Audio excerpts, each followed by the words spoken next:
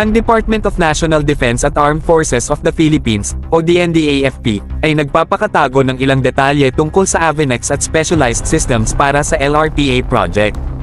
Sinasabi nilang ito'y para sa pambansang seguridad. Pero huwag mag-alala, mga bro, dahil nagbigay ng konting liwanag ang Elbit Systems tungkol sa kakayahan ng kanilang ATR-72 hanggang 6 na RAN-based Special Missions Aircraft. Handa na ba kayo sa balita na to?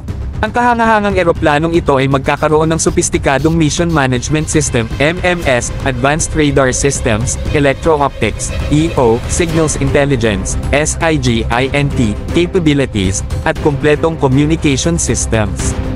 Grabe, ang taas ng teknolohiya nito.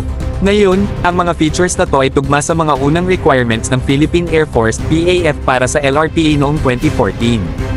Inispesipika nila ang pagkakaroon ng hindi bababa sa 4 na multifunction consoles na may integrated electro-optical, infrared, EO, IR turret.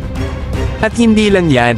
Kailangan din nila ng pinahusay na surveillance capabilities, kasama ang Electronic Intelligence, ELINT, at Communications Intelligence, COMINT, sensors, pati na rin ang Magnetic Anomaly Detector, MAD.